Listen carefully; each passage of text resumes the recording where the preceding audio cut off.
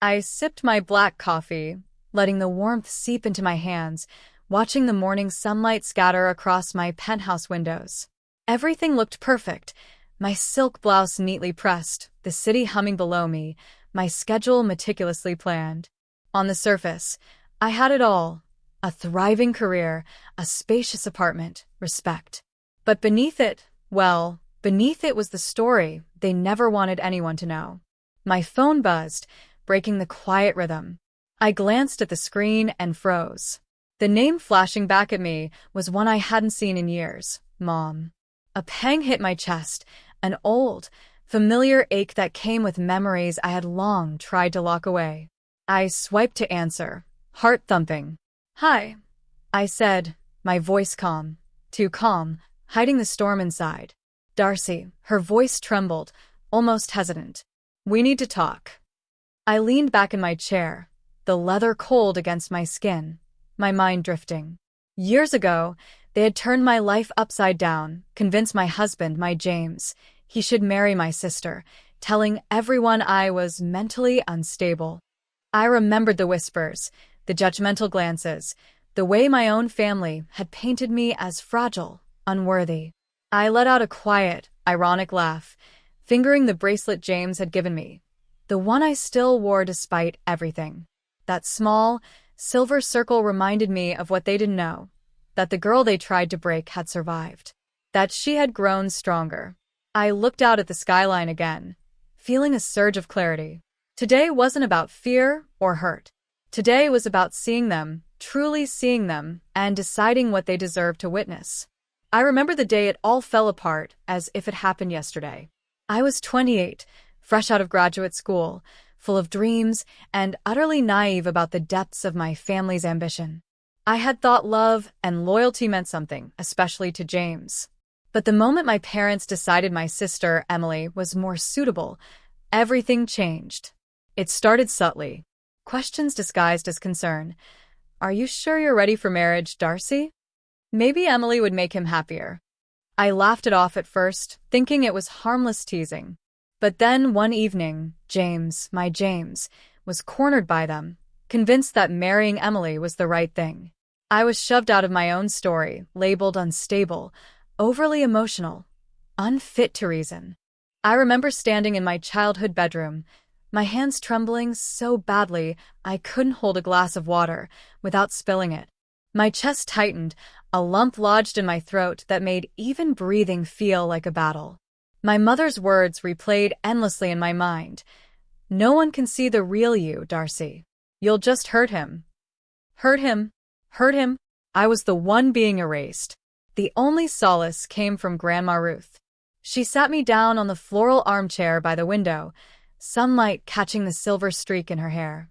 "Darcy," she said, her voice steady, "sometimes the people who are supposed to love you most try to break you. But that doesn't mean you let them. You have to build your life where no one can take it away." She handed me a small, leather-bound journal. "Write it all down. One day, you'll look back and see how far you've come." That night, I packed a bag, leaving the house that had become a battlefield. The city lights welcomed me like a promise. I didn't know where I was going, only that I would not let them define me. That was the first step toward independence, the first breath of freedom after being suffocated by betrayal.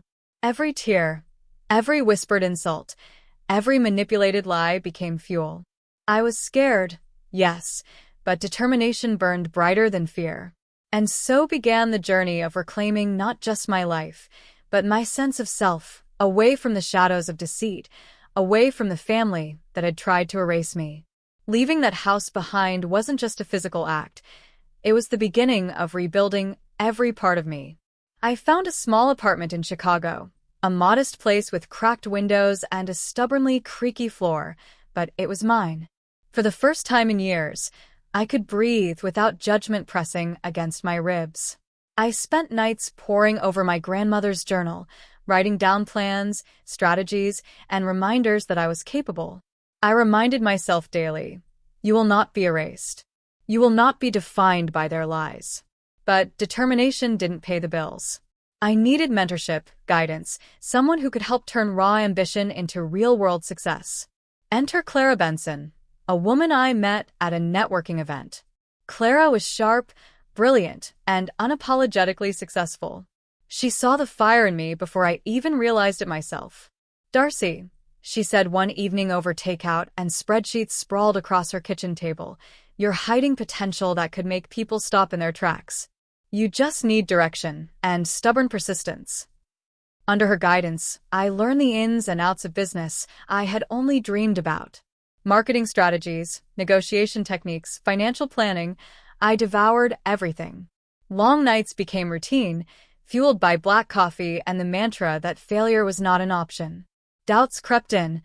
There were moments I questioned my worth, wondered if I was overreaching. But every small win was a reminder. I was moving forward. I remember the thrill of my first big client, the careful calculation of numbers that actually added up to something substantial. That first profitable sale, modest but mine, felt like lifting a weight I hadn't known I was carrying. Then another, then another. Slowly, quietly, I became financially independent. And all the while, I kept it a secret from my family. Social media updates were minimal, photos carefully curated to reveal only a fraction of the life I was building. I wanted them to imagine me weak, struggling, the same way they had painted me to the world. Little did they know I was thriving. I furnished my apartment tastefully, elegant but understated. Books stacked in careful disarray, plants thriving in the sunlight, framed quotes from Clara and Grandma Ruth reminding me of resilience. Every corner reflected my growth, yet none of it screamed wealth or success, because I wasn't ready for them to see. Not yet. I had learned an invaluable lesson. Real power doesn't shout. It builds quietly, deliberately, until the moment you decide to reveal it. And I was getting close to that moment. The thought of confronting the people who had tried to erase me no longer terrified me. It excited me. I wasn't just surviving anymore. I was becoming someone who couldn't be ignored. The girl who had left home with a trembling heart had transformed. And the woman I was becoming would finally take her rightful place, on her own terms. It was a crisp Saturday morning when they arrived. My parents, my sister Emily, and a few distant relatives who had once whispered about my so-called instability. They expected a frail, defeated version of me, someone they could dismiss without guilt. I had let them imagine me broken long enough. Now it was time to rewrite the narrative. The front door opened, and I greeted them in my Chicago apartment. My heels clicked softly against the hardwood floors, the scent of fresh orchids and leather filling the air. The space reflected quiet sophistication. An art piece I had commissioned from a local artist hung above a sleek mahogany desk, and shelves lined with awards and framed letters testified to years of relentless effort. They paused, taking it all in. I let the silence stretch, watching disbelief flicker in their eyes. "Darcy, this is impressive," my mother stammered, eyes darting from the minimalist office to the panoramic city view. Emily, always so composed, seemed small suddenly, her lips pressed in a thin line.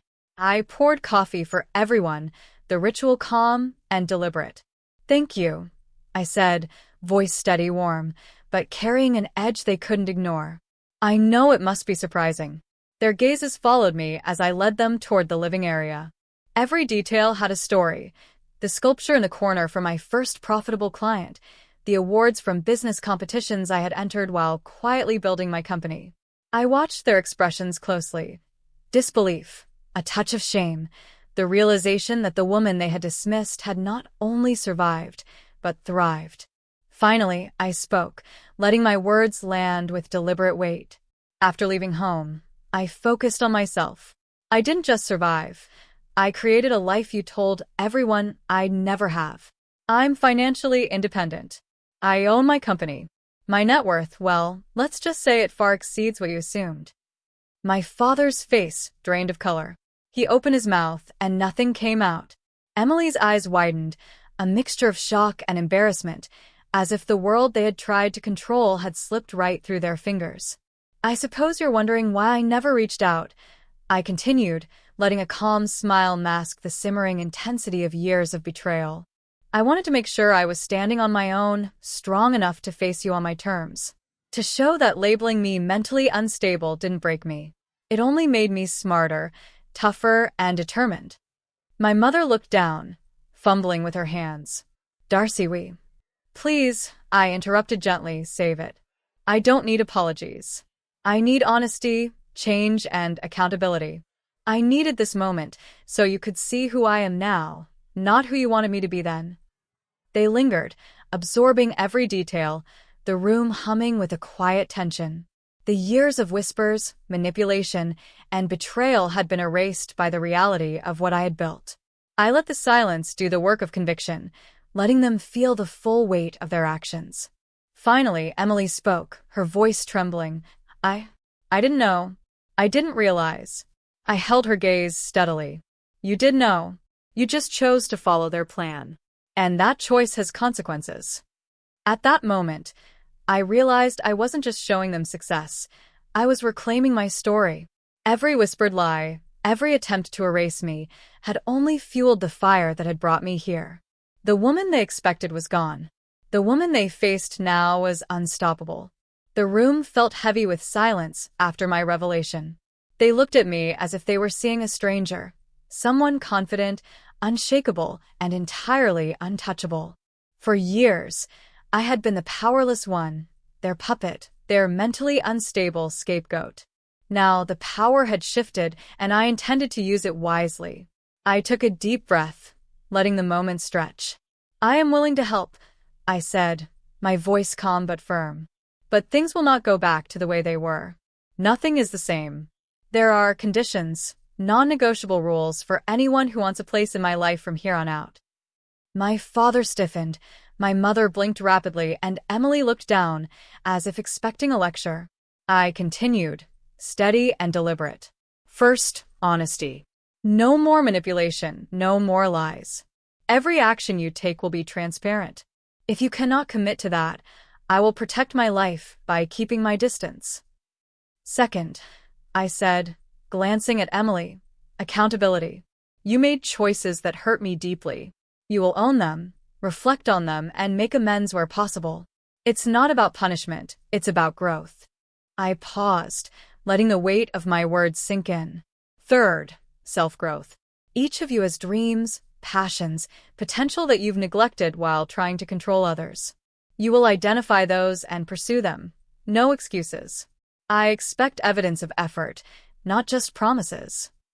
My mother finally lifted her gaze, tears brimming. Darcy, we don't deserve this. I shook my head gently. Deserve has nothing to do with it. What matters is whether you're willing to change. Compassion alone isn't enough, I've learned that. Love without boundaries just lets people hurt you again. I care about your growth, but I will not tolerate old patterns repeating. Finally, I looked at my father, who shifted uncomfortably. You will learn to respect autonomy, mine first and foremost. The days of controlling or manipulating me are over. Respect is non-negotiable. I leaned back slightly, my gaze sweeping the room. If you choose to honor these conditions, we can begin rebuilding relationships. Slowly, cautiously, but genuinely. If not, then I will protect my life and my success by keeping all of you at a distance. The choice is yours. The atmosphere shifted. They were quiet, absorbing every word, the reality of my strength pressing against their old assumptions. It wasn't vengeance I was offering, it was structure, fairness, and the chance for true growth. I could see the dawning comprehension in their eyes, that the girl they tried to break was no longer theirs to manipulate. I realized in that moment, with the city skyline visible through my windows and the subtle scent of orchids filling the air, that I was no longer just surviving. I was leading. My boundaries, my rules, my conditions, they were an act of love, but they were also the assertion of power I had earned, the proof that I would no longer let anyone define my worth. For the first time in years, I felt complete, not just triumphant, but whole. And they knew it. Months passed after that confrontation. Slowly, painstakingly, I watched them begin to change. My parents started being honest with themselves and each other, addressing patterns they had ignored for decades. Emily enrolled in therapy, confronting the choices she had made and how they had hurt those she claimed to love. Every small shift, every acknowledgement of accountability, was a reminder of how far we had all come. I, too, reflected on my journey. The nights I cried alone, the early mornings filled with anxiety and determination, the countless moments when I doubted myself. But I also remembered the fire that kept me moving forward. Grandma Ruth's journal, Clara's guidance, and my own unwavering refusal to let them define me. Each obstacle became a stepping stone, each betrayal a lesson in resilience. One evening, I found the leather-bound journal Grandma Ruth had given me all those years ago. Its pages were filled with my earliest reflections, sketches, and plans for a life I hoped to build. I ran my fingers over the worn edges, feeling the weight of both memory and achievement. It reminded me that growth often comes quietly, that the strongest victories are built in moments no one witnesses. I realized then that true empowerment wasn't about proving them wrong, it was about proving myself right. I had created a life filled with success, integrity, and self-respect. I had reclaimed my narrative, established my boundaries, and nurtured the relationships that mattered while letting go of those that didn't.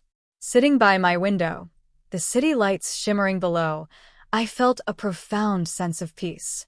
I had learned that being strong didn't mean I was unfeeling. It meant I had the courage to demand respect, the wisdom to protect my heart, and the compassion to help those willing to change. I smiled softly, lifting the bracelet James had once given me, the silver circle gleaming in the lamplight.